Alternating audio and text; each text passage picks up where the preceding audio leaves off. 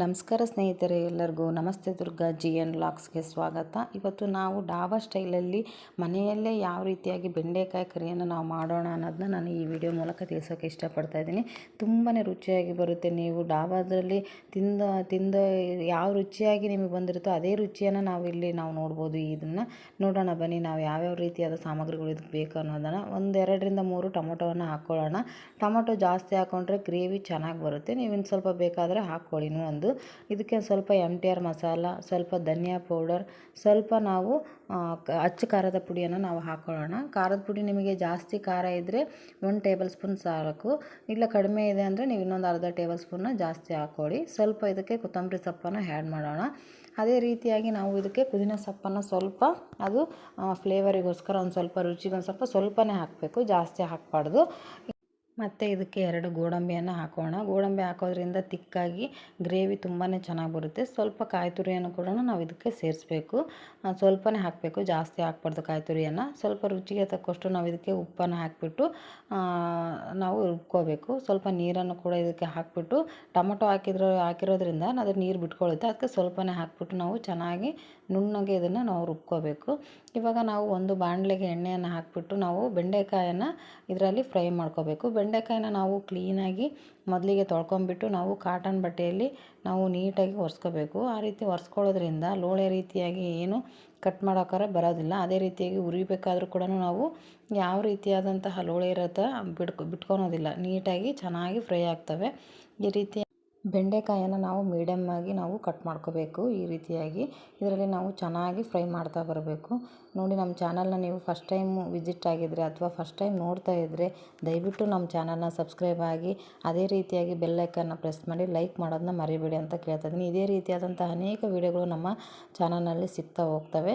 ದಯವಿಟ್ಟು ಸಪೋರ್ಟ್ ಮಾಡಿ. ಈ ರೀತಿಯಾಗಿ ನಾವು ನೀಟಾಗಿ ಅದು ಎಣ್ಣೆಯಲ್ಲೇ ಫ್ರೈ ಆಗೋ ರೀತಿಯಲ್ಲಿ ನಾವು ಬಾಡಿಸ್ತಾ ಬರಬೇಕು. ಈ ರೀತಿಯಾಗಿ ನಾವು ಸ್ವಲ್ಪ ಇದಕ್ಕೆ ಬಾಡಿಸ್ತಾ ಸ್ವಲ್ಪ ಉಪ್ಪು ಮತ್ತು ಸ್ವಲ್ಪ ಅರಿಶಿನ ಪುಡಿಯನ್ನು ಹಾಕಬೇಕು. ಆವಾಗ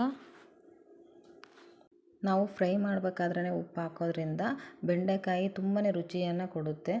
ನಾವು ಇದಕ್ಕೆ ಅರಿಶಿನ ಹಾಕೋದ್ರಿಂದ ಚೆನ್ನಾಗೂ ಕಾಣುತ್ತೆ. ಈ ರೀತಿಯಾಗಿ ನಾವು ನೀಟಾಗಿ ಫ್ರೈ ಮಾಡ್ಕೋಬೇಕು. ಲೋ ಫ್ಲೇಮಲ್ಲಿ ನಾವು ಈ ರೀತಿಯಾಗಿ ಫ್ರೈ ಮಾಡಬೇಕಾದ್ರೆ ನಾವು ಒಂದು 2ರಿಂದ 3 ನಿಮಿಷ ನಾವು ಈ ರೀತಿಯಾಗಿ ಕ್ಲೋಸ್ ಮಾಡೋದ್ರಿಂದ ಆ ಹಬೆಗೆ ಅದು ನೀಟಾಗಿ ಫ್ರೈ ಆಗುತ್ತೆ. ನೋಡಿ, ಈ ರೀತಿಯಾಗಿ ನೀಟಾಗಿ ನಾವು ಫ್ರೈ ಮಾಡ್ತಾ ಬರಬೇಕು. ಇವಾಗ ನಾವು ಇದು ಫ್ರೈ ಆದಮೇಲೆ ನಾವು ಒಂದು ತಟ್ಟೆಗೆ ಇದನ್ನ ತಗೊಳ್ಳೋಣ. ಈ ರೀತಿಯಾಗಿ ನಾವು ನೀಟಾಗಿ ಎಲ್ಲವನ್ನು ತಗೊಂಬಿಟ್ಟು ನೋಡಿ, ಇದೇ ಎಣ್ಣೆಗೆ ಸ್ವಲ್ಪ ಎಣ್ಣೆ ಇದೆಲ್ಲ, ಇನ್ನು ಸ್ವಲ್ಪ ಎಣ್ಣೆಯನ್ನು ನಾವು ಇದಕ್ಕೆ ಹಾಕಬೇಕು.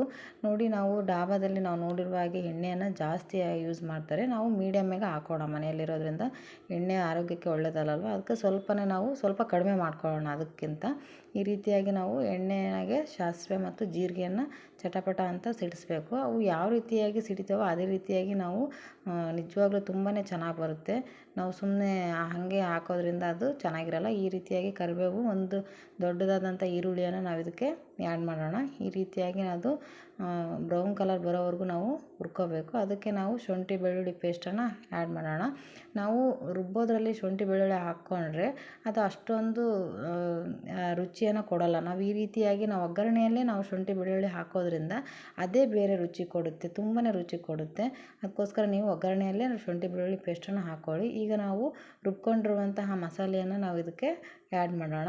ಈ ರೀತಿಯಾಗಿ ನಾವು ಕ್ಲೀನಾಗಿ ಆ್ಯಡ್ ಮಾಡಿಬಿಟ್ಟು ಅದಕ್ಕೆ ಮಿಕ್ಸಿಯಲ್ಲಿ ಕೂಡ ನಾವು ತೊಳ್ಕೊಂಬಿಟ್ಟು ಇದಕ್ಕೆ ನೀರನ್ನು ಹಾಕೋಣ. ಯಾಕಂದರೆ ನೀರು ಅದು ಕುದೀತಾ ಕಮ್ಮಿ ಆಗ್ತಾ ಬರುತ್ತೆ. ಅದಕ್ಕೋಸ್ಕರ ಒಂದು ಸ್ವಲ್ಪ ನೀರಾಗೇ ಇರಲಿ ಅದು ಗ್ರೇವಿ. ಆಮೇಲೆ ನಿಮಗೆ ಎಷ್ಟು ಬೇಕಾಗುತ್ತೋ ಅಷ್ಟು ನೋಡೋಣ. ಈ ರೀತಿಯಾಗಿ ನೀವು ಮತ್ತೆ ಬೇಕಾದರೆ ನೀರು ಹಾಕ್ಕೋಬೋದು. ಇಲ್ಲ ನಮಗೆ ಗಟ್ಟಿ ಗ್ರೇವಿ ಇರಲಿ ಅಂದರೆ ಗಟ್ಟಿಯಾಗೇ ಇರ್ಬೋದು. ಆ ರೀತಿಯಾಗಿ ನಿಮಗೆ ಯಾವ ರೀತಿ ಅನಿಸುತ್ತೋ ಆ ರೀತಿಯಾಗಿ ನೀವು, ಅದು ಚಾಯ್ಸ್ ನಿಮಗೆ ಬಿಟ್ಟಿದ್ದು. ನೋಡಿ, ಇದನ್ನು ನಾವು ಉಪ್ಪನ್ನು ರುಚಿ ನೋಡಿಬಿಟ್ಟು ನಾವು ಇದಕ್ಕೆ ಹಾಕಬೇಕು. ಯಾಕಂದರೆ ಬೆಂಡೆಕಾಯಿಗೂ ಕೂಡ ನಾವು ಹಾಕಿರ್ತೀವಿ, ಮತ್ತು ನಾವು ಖಾರ ರುಬ್ಬೋಕ್ಕೆ ಕೂಡ ನಾವು ಹಾಕಿರ್ತೀವಲ್ಲ, ಅದಕ್ಕೆ ನಿಮಗೆ ನೋಡಿಬಿಟ್ಟು ನೀವು ರುಚಿಗೆ ಮತ್ತೆ ಸ್ವಲ್ಪ ಉಪ್ಪನ್ನು ಹಾಕ್ಕೊಳ್ಳಿ. ಈಗ ಒಂದು ಅರ್ಧ ಬಾಟ್ಲದಷ್ಟು ನಾವು ಇದಕ್ಕೆ ಸ್ವಲ್ಪ ಮೊಸರನ್ನು ಹಾಕಬೇಕು. ನೋಡಿ, ನಾವು ಮೊಸರು ಹಾಕೋದಕ್ಕಿಂತ ಮುಂಚೆ ನೋಡಿ ರುಚಿಯನ್ನು ಮೊಸರು ಹಾಕಿದ ಮೇಲೆ ನೋಡಿ ರುಚಿ ತುಂಬಾ ರುಚಿ ಕೊಡುತ್ತೆ. ನಿಜವಾಗ್ಲೂ ಮೊಸರು ಹಾಕಿದ ಮೇಲೆ ನಾವು ಇಷ್ಟು ಮಸಾಲೆ ಹಾಕಿದರೂ ಕೂಡ ಮೊಸರು ಹಾಕಿದ ಮೇಲೆ ನಾವು ಕೊಡುವಂಥ ರುಚಿನೇ ಬೇರೆ ಆಗಿರುತ್ತೆ. ಅದಕ್ಕೋಸ್ಕರ ನೀಟಾಗಿ ಈ ರೀತಿಯಾಗಿ ಮೊಸರು ಹಾಕ್ಬಿಟ್ಟು ಅದು ಒಂದು ಕುದಿ ಬಂದಮೇಲೆ ನಾವು ಬೆಂಡೆಕಾಯಿನ ಫ್ರೈ ಮಾಡಿರುವಂಥ ಬೆಂಡೆಕಾಯಿನ ಈ ರೀತಿ ಹಾಕಬೇಕು. ಅದು ನಾವು ಒಂದು 5 ನಿಮಿಷ ಈ ರೀತಿಯಾಗಿ ಬಿಡಬೇಕು. ಅದು ನೀಟಾಗಿ ಬೆಂಡೆಕಾಯಿ ಎಲ್ಲ ಮಸಾಲೆ ಹಾಕಬೇಕು, ಅದು ಮಸಾಲೆ ಹತ್ತಬೇಕು ಬೆಂಡೆಕಾಯಿಗೆ. ಆ ರೀತಿಯಾಗಿ ನಾವು ಅದನ್ನು ಕುದಿಯೋದಕ್ಕೆ ಬಿಡಬೇಕು. ನೋಡಿ ಈಗ ಅದು ಅದರಲ್ಲೇ ಮೆತ್ತಗೆ ಬೆಂದಿದ್ದಾವೆ. ತುಂಬಾ ರುಚಿಯಾಗಿ ಬರುತ್ತೆ ಈ ರೀತಿಯಾಗಿ ಬೆಂದಮೇಲೆ. ನಾವು ಇದಕ್ಕೆ ಲಾಸ್ಟಿಗೆ ಕಸ್ತೂರಿ ಮೆಂತ್ಯನ ಆ್ಯಡ್ ಮಾಡಬೇಕು. ನೋಡಿ ಡಾಬಾದಲ್ಲಿ ಅವ್ರದ್ದು ಒಂದು ಸೀಕ್ರೆಟ್ ಅಂದರೆ ಕಸ್ತೂರಿ ಮೆಂತ್ಯನ್ನೇ ಹಾಕೋದು ಅವರು. ಅದು ತುಂಬಾ ಸ್ಮೆಲ್ಲು ಕೊಡುತ್ತೆ, ತುಂಬಾ ರುಚಿಯನ್ನು ಕೂಡ ಕೊಡುತ್ತೆ. ನಾವು ಅದನ್ನ ಹಾಕ್ಬಿಟ್ಟು ನಾವು ಕೈ ಆಡಬಾರ್ದು. ಅದು ಮೇಲೆ ಹಾಕ್ಬಿಟ್ಟು ನಾವು ಕ್ಲೋಸ್ ಮಾಡಿ ಗ್ಯಾಸನ್ನು ಆಫ್ ಮಾಡಿಬಿಡ್ಬೇಕು. ನೋಡಿ ಇವಾಗ ಡಾಬಾ ಸ್ಟೈಲಲ್ಲಿ ಬೆಂಡೆಕಾಯಿ ಕರಿ ರೆಡಿ ಆಯಿತು. ಈ ರೀತಿಯಾಗಿ ನಾವು ಮನೆಯಲ್ಲೇ ತುಂಬ ಸುಲಭವಾಗಿ ಮಾಡ್ಕೋಬೋದು. ದಯವಿಟ್ಟು ಟ್ರೈ ಮಾಡಿ ಒಂದು ಸಾರಿ. ಕಮೆಂಟಲ್ಲಿ ತಿಳಿಸಿ ಯಾವ ರೀತಿ ಬಂದಿದೆ ಅಂತ.